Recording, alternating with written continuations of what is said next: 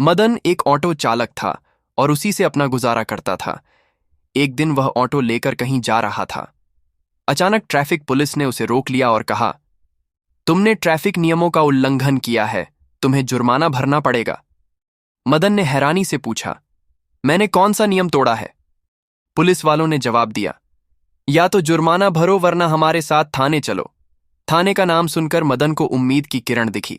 उसने कहा, मैं जुर्माना नहीं दूंगा, मुझे थाने ले चलो। उसकी पत्नी कविता की 2 दिन पहले ही उस थाने में पोस्टिंग हुई थी। मदन ने अपनी पत्नी को ऑटो चलाकर पढ़ाया लिखाया और इस लायक बनाया था कि वह इंस्पेक्टर बन सके। उसे विश्वास था कि कविता उसकी मदद करेगी और पुलिस वालों से पूछेगी कि उसने कौन सा नियम तोड़ा है। थाने पहुंचकर मदन को एक कुर्सी पर बैठा दिया गया। उसी समय इंस्पेक्टर कविता फोन पर किसी को डांट रही थी। मेरे नाम का गलत फायदा मत उठाओ, मैंने मेहनत से यह पद पाया है, आगे से मुझसे ऐसी उम्मीद मत रखना। इसके बाद वह बाहर आई और सिपाही से पूछा, इसे क्यों पकड़ा?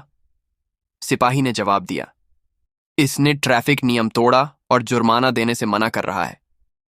मदन आशा भरी नजरों से कविता की ओर देखने लगा, लेकिन कविता सख्त लहजे में बोली, अगर यह जुर्माना नहीं देगा तो इसका ऑटो जब्त कर लो और इसे यहां से भगा दो। मदन यह सुनकर हैरान रह गया। जिस ऑटो से कमाकर उसने कविता को पढ़ाया और इंस्पेक्टर बनाया, आज वहीं उसकी रोजी रोटी छीन रही थी। कविता ने हवलदार से कहा, इसे यहां से निकालो और ऑटो जब्त कर लो। अगर इसे अपना ऑटो चाहिए तो कल कोर्ट से छुड़वा लेगा। मदन की आंखों में आंसू थे। वह मायूस होकर भारी कदमों से घर की ओर चल पड़ा। घर पहुंचकर मदन ने अपनी बुजुर्ग मां को पूरी बात बताई। मां, कविता इतनी बदल गई है कि उसने मुझे पहचानने से भी इनकार कर दिया। उसने मेरा ऑटो भी जब्त कर लिया, जिस ऑटो को चलाकर मैंने उसे डीएसपी बनाया था। मां दुखी होकर बोली, बेटा, तुम्हें याद है जब शादी के कुछ दिन बाद ही कविता ने कहा था कि उसे पढ़ना है और हमें उसका खर्च उठाना होगा? तभी उसने हमसे जबरदस्ती की थी और हमने मुश्किलों के बावजूद उसे पढ़ाया, लेकिन आज वही हमें भूल गई। मदन का 6 साल का बेटा अपनी दादी के साथ ज्यादा समय बिताता था, क्योंकि उसकी मां हमेशा काम में व्यस्त रहती थी। वह अपनी मां से दूर ही रहता था और अक्सर दादी के साथ खेलता और उन्हीं के साथ सोता था। कविता को सरकारी क्वार्टर मिला था, इसलिए वह वहीं रहती थी और घर बहुत कम आती थी। अगले दिन कविता इंतजार करती रही कि मदन आएगा और ऑटो छुड़ाने के लिए कोर्ट के कागज लेकर आएगा, लेकिन मदन नहीं आया। कविता गुस्से में सीधा अपने पति मदन के घर पहुंची। वहां उसने देखा मदन अपनी मां के बालों में तेल लगा रहा था और बेटा पास में खेल रहा था।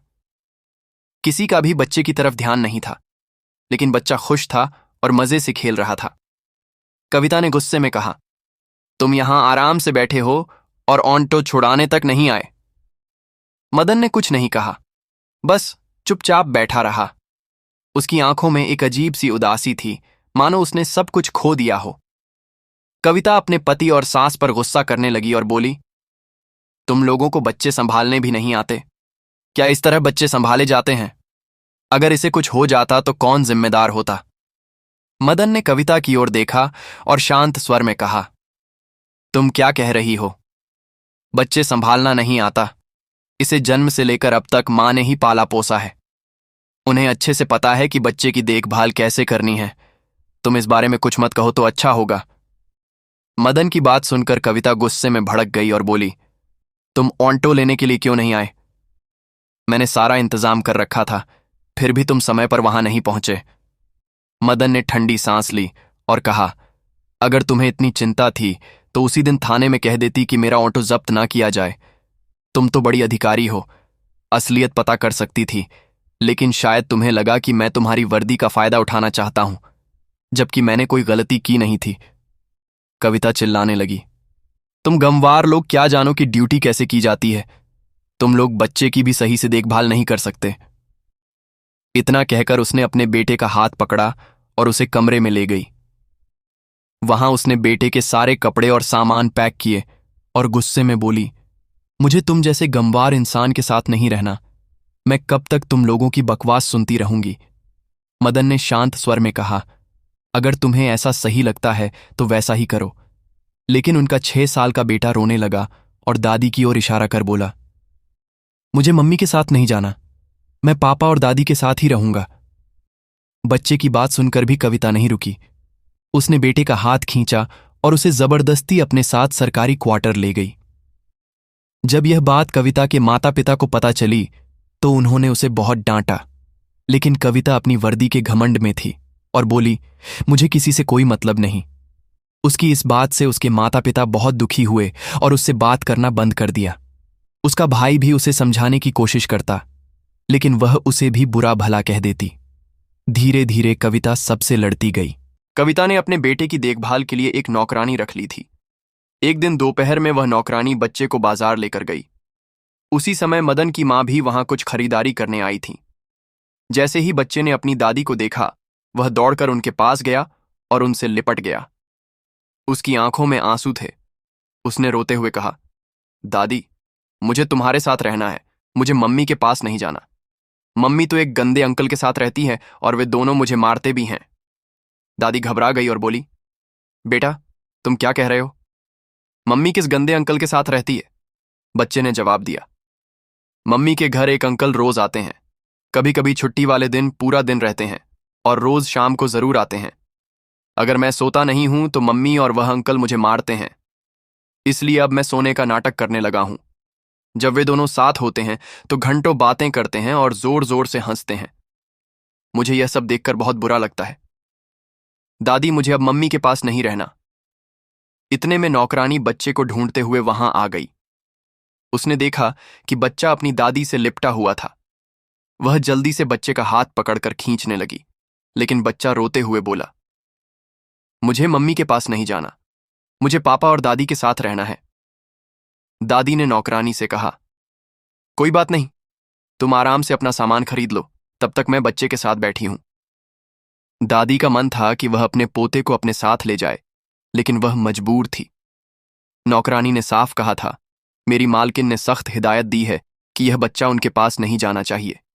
दादी अपने पोते को समझाती है, बेटा, अभी तुम्हें मम्मी के पास ही रहना पड़ेगा, लेकिन हम जल्दी ही आएंगे और तुम्हें अपने साथ ले जाएंगे। इतना कहकर वह बच्चे को समझा बुझाकर नौकरानी के साथ भेज देती है और खुद घर लौट आती है। दादी के दिमाग में बार बार वही बातें घूम रही थीं जो उसके पोते ने उसे बताई थीं। उसका मन बेचैन था कि उसके बेटे की पत्नी इस तरह का गलत काम कर रही है। वो यह बात बेटे को बताना नहीं चाहती थी, लेकिन आखिरकार उसे मजबूरी में सब कुछ बताना पड़ा। दादी ने मदन को सब कुछ बता दिया और कहा, आज बाजार में पोते से मुलाकात हुई थी। उसने बताया कि घर में कोई अनजान अंकल आता है जो उसे डांटता और मारता भी है। मदन यह सुनकर चौंक गया। उसने तय किया कि वह खुद जाकर देखेगा कि आखिर सच्चाई क्या है। एक दिन छुट्टी वाले दिन मदन बिना बताए अपनी मां के साथ कविता के सरकारी क्वार्टर पर पहुंच जाता है। वह दरवाजे की घंटी बजाता है। अंदर से कविता नींद में ही दरवाजा खोलती है और उसे देखकर घबरा जाती है। कविता गुस्से में पूछती है, तुम लोग यहां क्या कर रहे हो? मदन की मां बोली, हम अपनी बहू और पोते से मिलने आए हैं, इसमें गलत क्या है? कविता उनकी बात सुनकर चुप हो गई। मदन बिना कुछ कहे घर के अंदर चला गया। वहां का नजारा देखकर उसका खून खोल उठा। कमरे में बेड पर एक नौजवान आदमी लेटा हुआ था और उनका बेटा पास में सोया पड़ा था। यह देखकर मदन को बहुत गुस्सा आया, बहुत गुस्सा आया। उसने गुस्से में कविता को एक जोरदार थप्पड़ मार दिया। कविता के गाल पर थप्पड़ पड़ते ही वह आदमी तुरंत उठकर बैठ गया और गुस्से में बोला, कौन है यह बदतमीज जो तुम्हें मार रहा है? कविता ने उस आदमी की ओर देखकर कहा, यही तो है, मेरा निकम्मा गमवार पति मदन। यह सुनकर और ज्यादा गुस्से में आ गया। गुस्से के मारे उसका शरीर कांपने लगा, लेकिन उसकी मां ने उसे शांत किया और कहा, बेटा धैर्य रखो। मदन ने अपने बेटे को गोद में उठाया और कहा, तो इसीलिए तुम यहां रह रही थी? दरअसल वो नौजवान आदमी कोई और नहीं बल्कि कविता का सीनियर था, जिससे उसका ट्रेनिंग के समय से ही अवैध संबंध था। अब जब सब कुछ खुल ही गया था तो कविता ने साफ साफ कह दिया, अच्छा हुआ जो तुम लोगों ने खुद आकर देख लिया। अब मुझे तुम जैसे गमवार इंसान से कोई रिश्ता नहीं रखना। आज के बाद मेरी शक्ल मत देखना। मदन अपने बेटे को लेकर जाने लगा। उसकी मां भी चुपचाप वहां से निकलने लगी। तभी कविता ने मदन को रोककर कहा, जाते जाते यह भी कर दो, मैंने पहले ही तलाक के पेपर तैयार कर रखे हैं, इन पर साइन कर दो। मदन ने बिना कुछ कहे तलाक के कागजों पर साइन कर दिए और बेटे को लेकर वहां से चला गया। अब मदन अपने घर के एक कमरे में बैठा था। उसकी मां भी पास में ही बैठी थी और सोच रही थी कि बेटे की जिंदगी को दोबारा कैसे पटरी पर लाया जाए। तभी मदन की मां ने पुराना संदूक खोला और उसमें कुछ ढूंढने लगी। अचानक उन्हें एक कागज मिला। यह एक जमीन के कागजात थे। मां ने मदन को वह कागज दिखाते हुए कहा, बेटा देखो, यह क्या है। मदन ने ध्यान से पढ़ा और पता चला कि वह जमीन करोड़ों की थी। इसके बाद मदन ने वो जमीन बेच दी और करोड़ों रुपए मिल गए। अब उनके पास पैसे आ गए थे। उन्होंने एक अच्छा सा घर बनाया। मदन पढ़ाई में बहुत अच्छा था, लेकिन अपनी पत्नी की पढ़ाई के लिए उसने खुद की पढ़ाई छोड़ दी थी। अब उसने फैसला किया कि वह अपनी पढ़ाई पूरी करेगा और एक अच्छा मुकाम हासिल करेगा। इसके बाद मदन ने फिर से पढ़ाई शुरू कर दी और अपने भविष्य को नई दिशा देने की ठान ली। अब मदन की मां घर में अचार और पापड़ बनाने का छोटा सा बिजनेस शुरू करती है। कविता की जो मेड थी वह भी मदन की मां की मदद करने के लिए आ जाती है। धीरे धीरे सब मिलकर मेहनत करते हैं और उनका बिजनेस अच्छा चलने लगता है। उनके पास पैसे आने लगते हैं और अब मदन को पैसों की कोई कमी नहीं रहती। वह अपनी पढ़ाई पर ध्यान लगाता है। कुछ समय बाद, लगभग 2 साल बाद, मदन का एसपी के पद पर चयन हो जाता है। एसपी बनने के बाद मदन का नाम मीडिया में छाने लगता है। लोग उसे ओंटो वाला एसपी कहकर बुलाने लगे। उसके बारे में इंटरव्यू लेने के लिए कई लोग उनके घर आने लगे। मदन अपनी ड्यूटी करने के लिए उसी इलाके में पोस्टिंग करवाता है जहां उसकी पत्नी कविता की पोस्टिंग थी, लेकिन कविता अपने सीनियर अधिकारी के साथ अवैध रिश्ते में थी।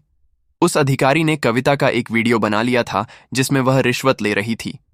वह वीडियो बार बार उसे धमकी देकर दिखाता और उसे परेशान करता। कविता को अपनी गलती का एहसास होता है, लेकिन वह कुछ नहीं कर पाती क्योंकि उसने मदन से तलाक ले लिया था। समय बीतने के साथ कविता की हालत और भी खराब हो जाती है।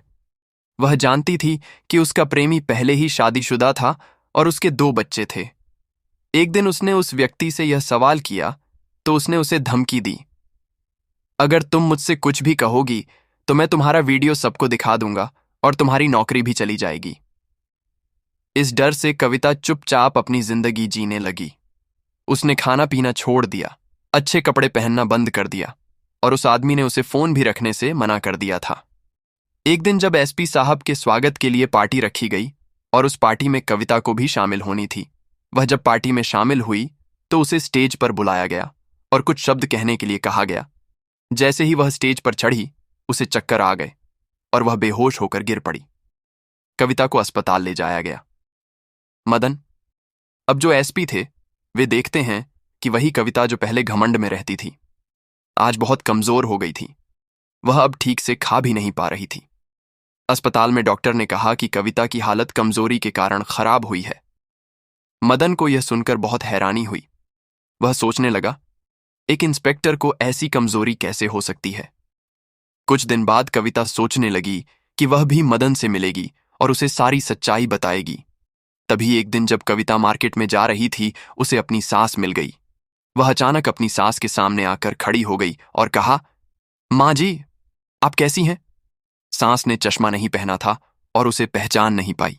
वह बोली, तुम कौन हो और मुझे माँ जी क्यों कह रही हो? तब कविता ने कहा, माँ जी, मैं कविता हूं। क्या आप मुझे पहचान नहीं पा रही हैं? कविता की सास को उसकी शक्ल नहीं पहचान पाई क्योंकि उसकी हालत बहुत बदल चुकी थी। सास ने कहा, तुमने मेरे बेटे को ठुकरा दिया, मुझे तुम्हारी कोई जरूरत नहीं। अब मदन की मां का बिजनेस अच्छा चल रहा था और वह बाजार में सामान खरीदने आई थी। वह कविता को पहचान कर भी नकार देती है और कहती है कि मुझे तुमसे कोई बात नहीं करनी। कविता गिड़गिड़ा हुए कहती है, माँ जी, मुझे माफ कर दीजिए, मुझसे बहुत बड़ी गलती हो गई थी। कृपया मदन से कहिए मुझे माफ कर दें और मुझे अपना ले लें। इसके बाद कविता की सास कहती है, बेटी, जो तुमने किया है उसका फल तुम्हें भुगतना पड़ेगा। यह कहकर वह उसे दूर करके अपने काम में लग जाती है। कुछ दिनों बाद कविता बहुत दुखी हो जाती है। वह एक दिन उस आदमी के पास जाती है जिससे वह फंसी हुई थी और कहती है, चाहे तुम इस वीडियो को वायरल कर दो या मेरी जान ले लो, मैं अब तुम्हारे पास नहीं रह सकती। यह कहकर वे वहां से भागकर मदन के घर आ जाती है और दरवाजा खटखटाती है। जब मदन दरवाजा खोलता है तो वह देखता है कि कविता बहुत बुरी हालत में खड़ी है। वह पूछता है, कौन हो, क्या चाहिए? कविता कहती है, मदन, मैं तुम्हारी पत्नी हूं और यह तुम्हारा बच्चा जो मेरे पास है। मदन कहता है, मैंने पहले ही तुम्हें तलाक दे दिया है और हां, यह बच्चा अब मेरे पास रहेगा और अब मुझे तुमसे कोई मतलब नहीं है। अगर तुम आज के बाद यहां आई तो मैं तुमसे बुरा बर्ताव करूंगा। मदन यह कहकर दरवाजा बंद कर देता है। कविता की आंखों से आंसू बरस रहे थे और वह जोर जोर से रोने लगती है। मदन की मां यह सब सुन रही थी, लेकिन वह कुछ नहीं कहती, क्योंकि उसे यह सब पहले से ही पता था कि कविता ने मदन के साथ बहुत गलत किया था। कविता बाहर जाने लगी, तभी उसे पता चलता है कि उस आदमी ने जो वीडियो बनाया था वह वायरल हो गया है। इस वजह से उसकी नौकरी चली गई। अब वो बहुत परेशान हो जाती है और अपने भाई को फोन करती है, लेकिन उसका भाई भी उससे नफरत करता है, क्योंकि कविता के कारण ही उसके माता पिता का निधन हो चुका था और उसका भाई यह फैसला कर चुका था कि वह अब अपनी बहन से कोई रिश्ता नहीं रखेगा। अब उसका भाई भी उसकी मदद नहीं करता है। वह आदमी जिसके साथ कविता का अफेयर था, वह कविता के साथ जब तक जी चाहा खेलता रहा और फिर वीडियो को वायरल भी कर दिया था। अब कविता की नौकरी भी चली गई थी और वह पागलों की तरह इधर उधर घूमने लगी।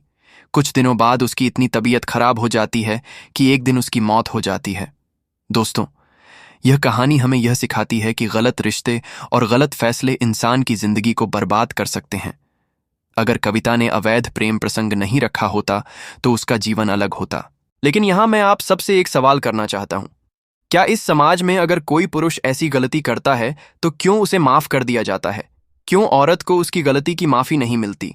अगर यहां कविता को उसकी गलती की माफी मिल जाती तो वह एक अच्छी मां साबित होकर दिखाती है, क्योंकि उसने अपनी जिंदगी में बहुत कुछ खो दिया था। अपनी इज्जत, नाम, वकार, सब कुछ, और उसका घमंड टूट कर रेजा रेजा हो गया था। लेकिन वहीं दूसरी तरफ वह पुलिस ऑफिसर जो कविता के साथ अवैध संबंधों में था, उसे कोई भी सजा न मिली। अगर यहां कविता की गलती थी तो गलती उस पुलिस ऑफिसर की भी थी। सजा दोनों को बराबर मिलनी चाहिए थी, लेकिन समाज ने उस पुरुष को तो स्वीकार कर लिया, लेकिन कविता को अस्वीकार कर दिया गया। यही अगर कोई पुरुष यह सब करता है तो उसे आसानी से कबूल कर लिया जाता।